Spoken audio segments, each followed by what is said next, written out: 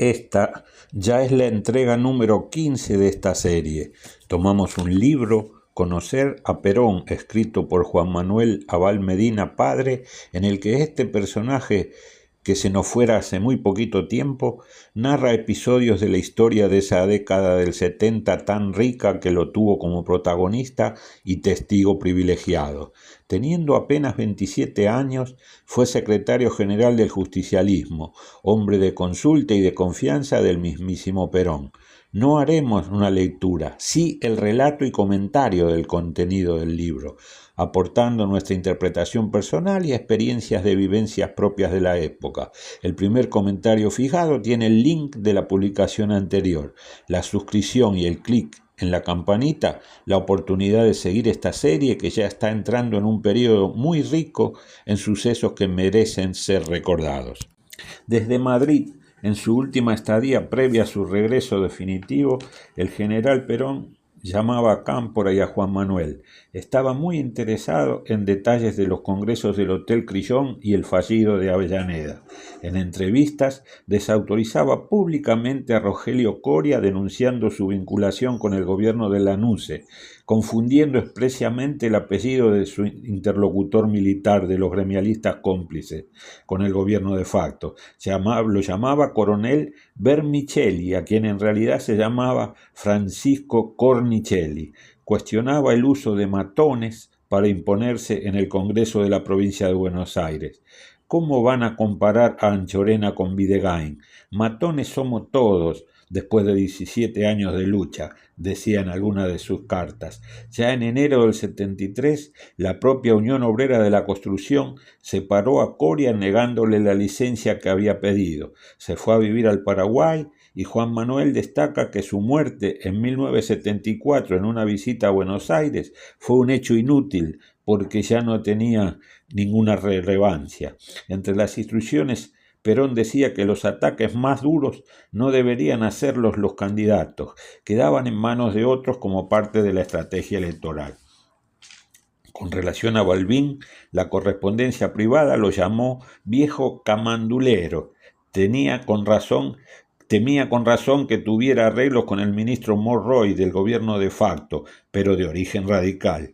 Había quedado decepcionado con Balbín porque éste había evitado la condena pública a la violencia ejercida contra el peronismo. En el diario Mayoría empoderaba a José Rucci y al propio Abal Medina. Menciona también que Rucci le brindaba a Juan Manuel público apoyo. El relato pasa a contarnos que había preocupación por alcanzar el 50% exigido para ganar en primera vuelta. Cuenta el contenido de algunos discursos de campaña. En un acto en la ciudad de Pergamino, Cámpora se dijo en un alarde de falso machismo que al general Perón no le daba el cuero. Él demostró, como lo hizo durante toda su vida, que es macho entre los machos. Ahora soy un convencido que a quien no le da el cuero es al que no se aguanta el segundo regreso del general Perón. Juan Manuel, precediéndolo en el uso de la palabra, había dicho: el pueblo no odia, los que odian son los que tiran bombas contra él, como el 16 de junio de 1955, son los que derrocan gobiernos populares, como el 16 de septiembre de 1955, son los asesinos de Trelew. A las Fuerzas Armadas le decimos, no queremos terminar con ellas, el que quiere hacerlo es Lanusse, que busca convertirlas en policía de su propio pueblo. Menciona que se había generado una situación en la que la juventud quedaba casi como única protagonista de la campaña. En algunos actos se habían generado enfrentamientos con la rama gremial del movimiento y para evitarlas estos habían dejado de asistir. Menciona ya este último Juan Manuel, autor del libro, que así la rama juvenil se fue considerando dueña exclusiva del proceso. Califica de disparatada una consigna escuchada.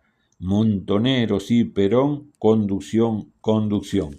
Aquí va una acotación de quien les habla. Se estaba gestando ya el entuerto del 1 de mayo de 1974, que explotaría poco más de un año después.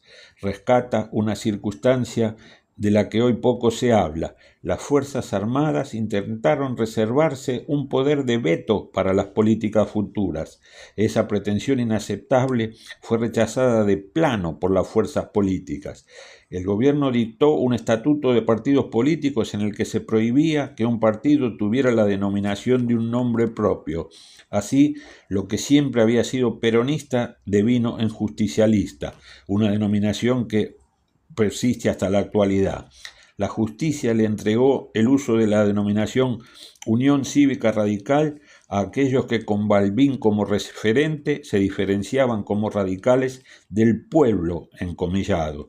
Los que hasta ese entonces se autodenominaban radicales intransigentes desdoblaron su rumbo en dos referentes. Oscar Allende fue de ahí en adelante Partido Intransigente y Arturo Frondizi Movimiento de Integración y Desarrollo.